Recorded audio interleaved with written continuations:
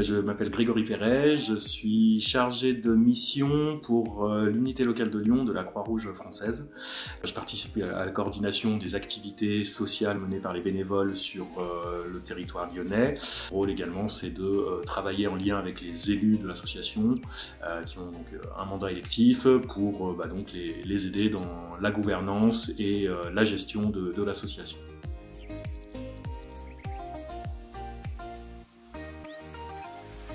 La Croix-Rouge française a notamment vocation à accompagner les personnes, les familles en situation de grande précarité, de grande vulnérabilité sociale.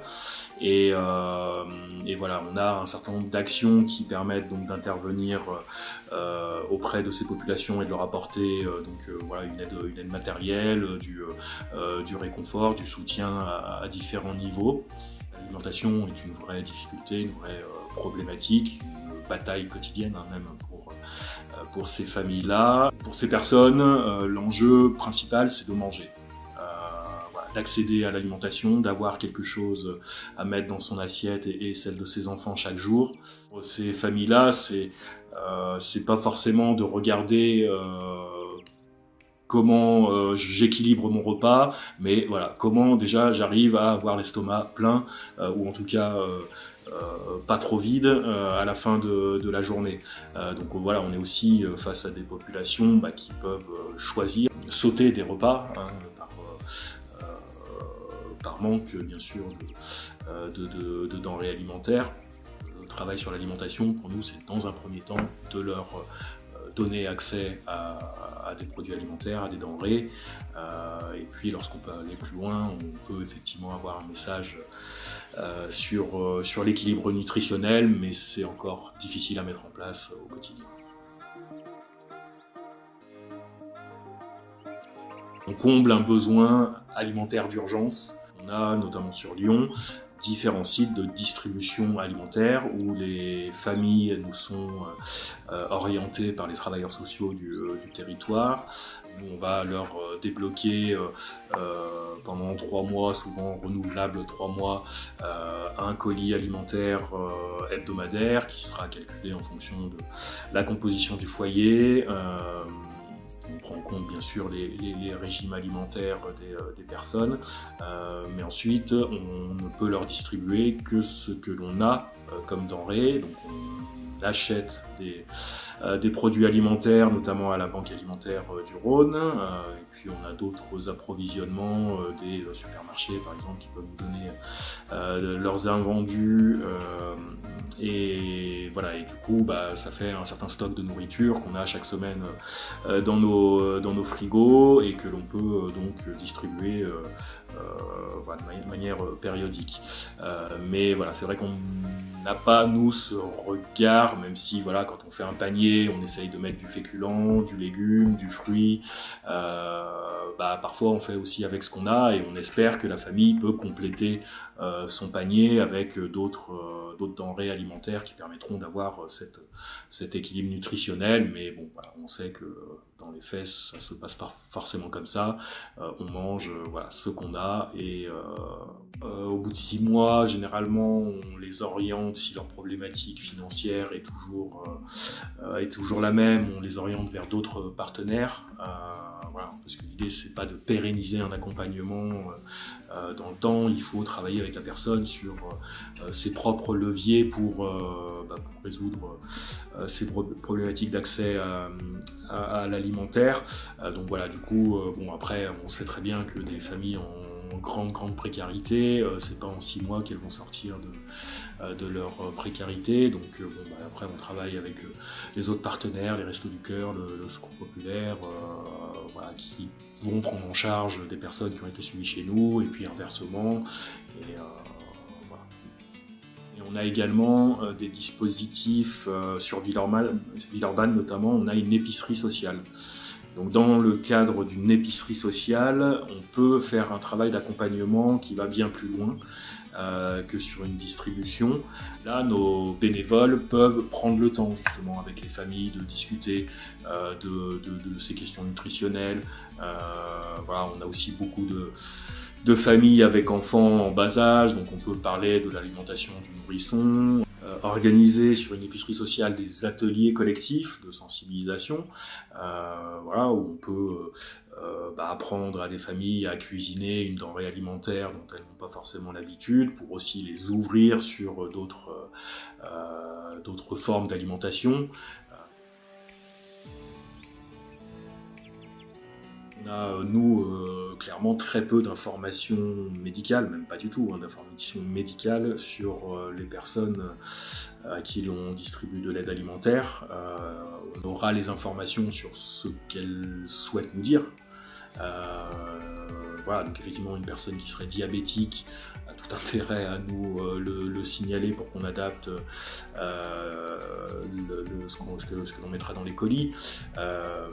Ce qu'il faut bien comprendre aussi, c'est que nos bénévoles sont bénévoles, ne sont pas des professionnels, ne sont pas des diététiciens.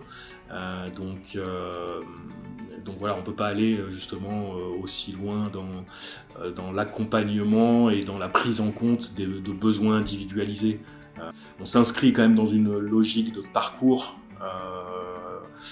dans l'accompagnement qu'on peut dispenser aux familles, en sachant voilà, que nous, on va être un maillon de la chaîne et qu'on espère que d'autres partenaires pourront travailler sur d'autres démarches avec ces familles. En fait, on a mis en place un programme qui s'appelle Croix-Rouge chez vous, où les personnes pouvaient faire appel à nos équipes bénévoles pour leur livrer des courses ou des médicaments. Voilà, donc là on est rentré peut-être un peu plus dans la dimension médicale, voilà, en ayant un lien avec les pharmaciens, avec la personne sur leurs ordonnances, et donc voilà, du coup on a organisé ça pendant toute la durée du confinement. On a eu énormément de demandes, c'était quasiment 30 000 appels par jour au niveau national pour voilà, parfois 10 000 colis livrés chaque jour. Voilà, donc c'était vraiment une action qui nous a permis là d'entrer encore davantage dans le quotidien des familles, des personnes, de toucher d'autres personnes que l'on n'avait pas l'habitude d'accompagner, parce que voilà, là on sortait un peu de la question des plus précaires, des plus fragiles, enfin pour lesquels on avait toujours bien sûr des dispositifs adaptés. Mais voilà, ça nous a fait prendre conscience aussi d'autres problématiques chez les personnes, les familles à qui l'on a livré des courses. On a été confronté davantage à l'isolement d'un certain nombre de personnes qui peuvent déjà en souffrir en temps normal et qui, confinement oblige, étaient encore plus en situation de souffrance vis-à-vis de ça. Et c'est vrai que la question de l'isolement, pour moi, est aussi quelque chose en lien avec le phénomène de dénutrition, parce qu'effectivement, il y a un certain nombre de personnes qui n'ont plus l'envie de se faire à manger, de cuisiner. On va moins chercher à se faire plaisir, à avoir un plat très équilibré. Voilà, on va manger pour manger, mais là on est peut-être peu attentif à justement son équilibre nutritionnel et tous les apports nécessaires. Et puis après, voilà, on peut, je pense, rapidement glisser sur une pente descendante. Voilà, moins d'apports, donc moins d'activité, moins d'apports. Enfin voilà, le cercle vicieux qui se met en place, et après voilà, potentiellement la dégringolade vers la perte d'autonomie qui peut être accélérée avec le phénomène d'isolement comme point de départ, quoi. On souhaite continuer pour travailler sur la question du lien social, notamment voilà, apporter des solutions aux plus fragiles, aux plus isolés. Voilà, justement, peut-être pour éviter la bascule dans des phénomènes de perte d'autonomie. Donc voilà, on ne sait pas encore vraiment ce que ça va donner comme action concrète, ce que l'on proposera, mais voilà, c'est en pleine réflexion actuellement à tous les niveaux de la Croix-Rouge.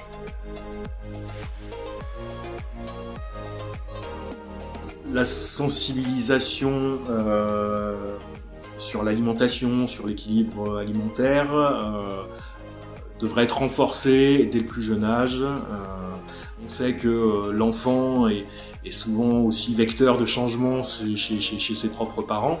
Voilà, donc c'est toujours agréable de voir voilà, des enfants qui vont questionner les habitudes alimentaires de leur famille, parce que voilà, il y aura des choses qui auront été évoquées en milieu scolaire et qui vont susciter la curiosité des enfants. Pour les publics les plus fragiles qu'on accompagne à la Croix-Rouge, la sensibilisation est toujours plus difficile parce qu'il y a des enjeux prioritaires qui passent avant. Je pense qu'il faut encore aller plus loin voilà, pour que l'éducation nutritionnelle soit vraiment au cœur des enjeux alimentaires dans toute la société.